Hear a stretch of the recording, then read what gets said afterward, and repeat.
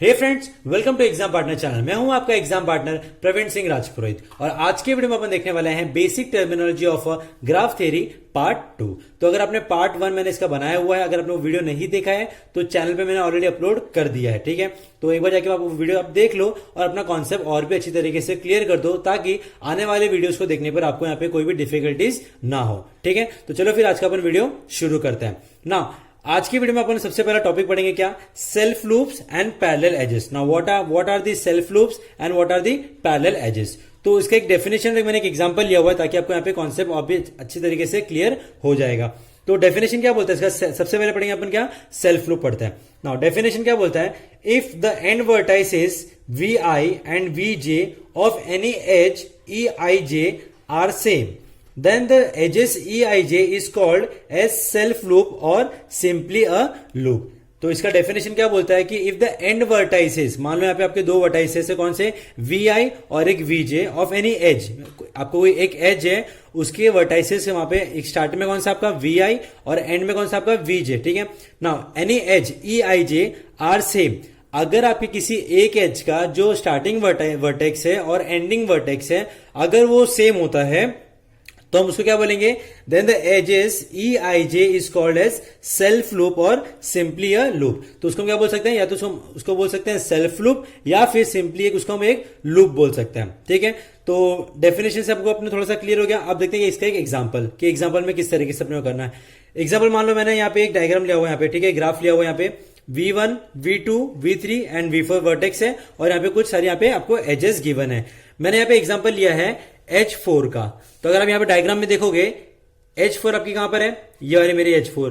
अब देखो H4 कहां पर है, मेरी V3 पे वर्टेक्स 3 है। तो अब ये जो सेल्फ लूप यहाँ पे देखो, एक ये लूप लगा हुआ है बराबर। तो अब ये लूप अगर देखोगे H4 मेरा V3 से शुरू हो रहा है और एंडिंग कहां पे हो रहा है, V3 पे हो रहा है बराबर। मतलब अगर आपका यहाँ पे किसी भी एज का स्टार्टिंग वर्टेक्स और एंडिंग वर्टेक्स अगर सेम होता है तो उसको हम क्या बोलते हैं, सेल्फ लूप बोलते हैं, या फिर सिंपल उसको एक हम लूप बोलेंगे। समझ में अच्छे तरीके से, ठीक है। जैसे मान लो अब यहाँ पे आपका यहाँ पे वर्टेक्स है V1 और V4। अब इन V1 और V4 दोनों आपका एज, दोनों वर्टेक्स अलग अलग है, ये V1 है और ये V4 है बराबर। तो ये हमारा ये सेल्फ लूप के अंदर नहीं आएगा बराबर। सेकेंड, जैसे आपने यहाँ पे V3 देखा था तो E4 आपका V3 से शुरू हो रहा है और V4 पे फिनिश हो रहा है, तो इसको हम क्या बोलेंगे, आपका ये एक सेल्फ लूप रहेगा, या फिर इसको सिंपल एक लूप बोल सकते हो। अब आते हैं पैरेलल एजेस के ऊपर कि पैरेलल एजेस क्या होती है। डेफिनेशन लिखा हुआ है, देखते हैं एक बार के लिए। If there are more than one edges associated with the given pair of vertices, then those edges are called parallel edges और multiple edges। मतलब क्या बोलता है, इस डेफिनेशन का मतलब क्या हुआ एग्जैक्टली कि अगर मान लो कोई भी आपके दो वर्टेक्स है, स्टार्टिंग वर्टेक्स और एंडिंग वर्टेक्स, ठीक है। अगर उन दो वर्टेक्स के ऊपर अगर आपके मल्टीपल एजेस है तो उसको हम क्या बोलेंगे, पैरेलल एजेस बोलेंगे। किस तरीके से, चलो एग्जांपल लिया हुआ है वो देखते हैं एक बार के लिए। नाउ पहला एग्जांपल क्या यहाँ पे आपका E1 के आपको वर्टेक्स यहाँ पे V1 और V2। चलो ये डायग्राम में देखते हैं एक बार के लिए। नाउ E1 कहां पे मेरा, ये रहा मेरा E1 बराबर। अब आप देखोगे E1 मेरा V1 से शुरू हुआ और V2 पे फिनिश हो गया बराबर।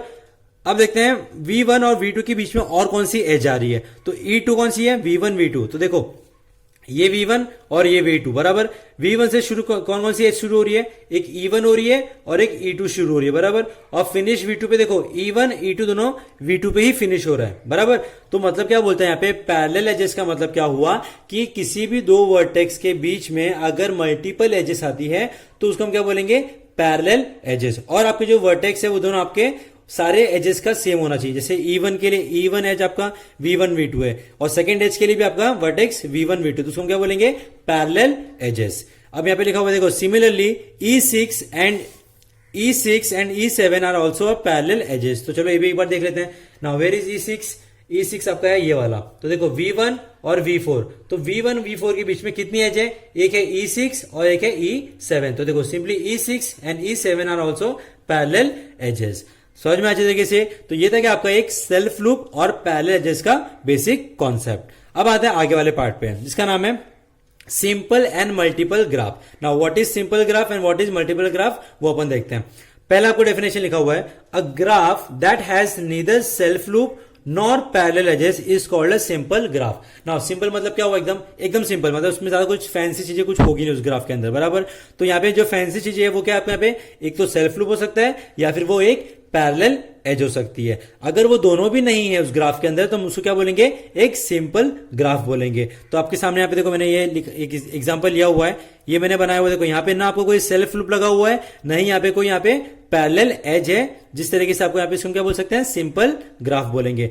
सेकंड क्या बोलता है, now multiple graph. Multiple graph क्या होगा आपका, सेकंड देखो पॉइंट क्या लिखा हुआ है, otherwise it is called a multiple graph. मतलब अगर आपके ग्राफ में अगर सेल्फ लूप और पैरेलल एजेस नहीं है तो उसको बोलेंगे सिंपल ग्राफ। अगर मान लो सेल्फ लूप आ गया और पैरेलल एजेस भी आ गई तो हम उसको क्या बोलेंगे, मल्टीपल ग्राफ। तो अब यहां पे देखोगे तो देखो ये मेरे यहाँ पे 4 वर्टेक्स है, एक सेल्फ लूप है और एक मेरी पैरेलल एज है, बराबर। तो मैं इसको क्या बोलूंगा, मल्टीपल ग्राफ बोलूंगा। तो ये था क्या basic concept of simple and multiple graph का। अब आते हैं नेक्स्ट वाले पॉइंट पे जिसका नाम है वेटेड ग्राफ। अब भाई मेरे को एक बात बताओ कि वेटेड ग्राफ का मतलब क्या हुआ, कि ग्राफ जिसका कुछ वेट होगा, बराबर। अब इसके नाम से तो हमको ये समझ में आ रहा है, लेकिन एग्जैक्टली क्या है चलो एक बार देखते हैं। नाउ यहां पे क्या लिखा हुआ है, let G be a graph, G मतलब ग्राफ हुआ, ठीक है। Let G be a graph with vertex set V and edge set E. एक ग्राफ कंसीडर करते हैं जिसका नाम है जी, उसमें हम लेते क्या, वर्टेक्स सेट जिसका नाम होगा वी और एज सेट होगा जिसका नाम है ई।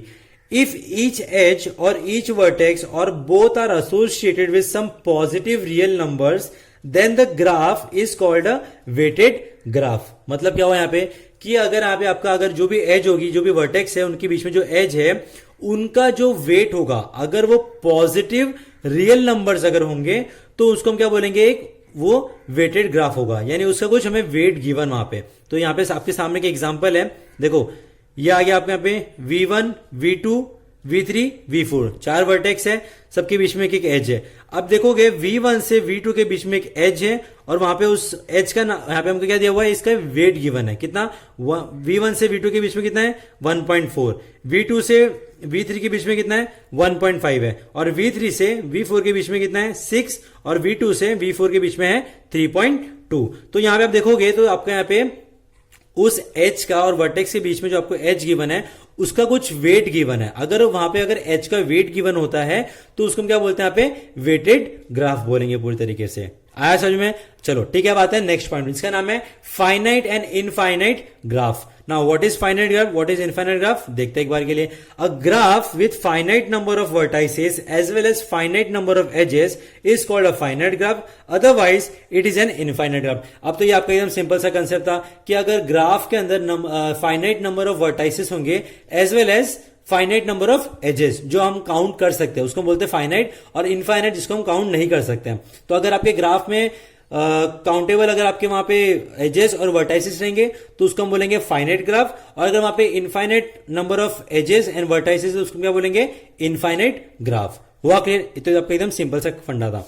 अब आते हैं label graph. Now what is label graph, चलो एक बार देखते हैं। ये आपका टॉपिक, आज की वीडियो का लास्ट टॉपिक। तो क्या बोलता है ये, a graph G equals to V comma E. G मेरा एक ग्राफ है, क्या कंसिस्ट करता है, set of vertex and set of edges, is called a labeled graph if its edges are labeled with some name or data। मतलब क्या बोलता है ये कि अगर आपका कोई ग्राफ है, ठीक है, अगर उस ग्राफ के अंदर अगर आपकी जो भी एजेस होगी वर्टेक्स के, दो वर्टेक्स के बीच में, उसको हम एज बोलते हैं।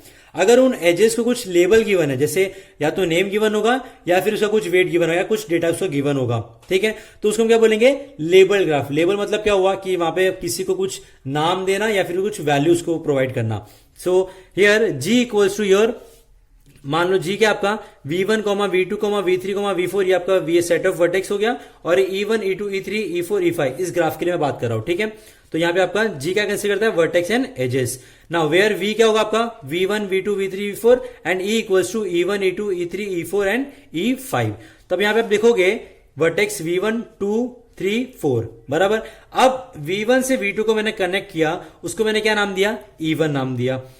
V2 से V3 के बीच में एक मैंने यहां पे इसको ज्वाइन किया वर्टेक्स को, तो उसको मैंने क्या नाम दिया, E2। तो देखो आप यहां पे देखोगे लेबल ग्राफ के अंदर मैं क्या कर रहा हूं, दो वर्टेक्स के बीच में मैं उसको, दो वर्टेक्स को मैं ज्वाइन कर रहा हूं और उनको मैं कुछ यहां पे लेबल दे रहा हूं। क्या लेबल दे रहा हूं? E1, E2, E3 ये सब बराबर। तो देखो ये V1 से V2 के बीच में आ गया E1, V2 से V3 के बीच में आ गया E2, V3 से V4 के बीच में आ गया E4 एंड V4 से आपका V1 के बीच में आ गया, उसको नाम दिया मैंने E5। समझ में आया? तो ये क्या पे लेबल ग्राफ का मतलब क्या हुआ कि जो भी एजेस है उनको वहां पे कुछ लेबल देना विथ सम नेम या फिर डेटा। तो ये था कि आपका यहाँ पे basic terminology of a graph theory का आपका पार्ट 2। तो thank you so much video देखने के लिए। अगर आपको वीडियो अच्छा लगा तो लाइक कर दो, कमेंट कर दो, सब्सक्राइब कर दो। अगर आप इस चैनल पे नए हो तो सब्सक्राइब करना भूलना मत और बेल आइकन प्रेस करना भूलना मत, क्योंकि आगे बहुत सारे वीडियोस जो डिस्ट्रिक्ट स्ट्रक्चर के आने वाले हैं। Thank you so much, have a nice day.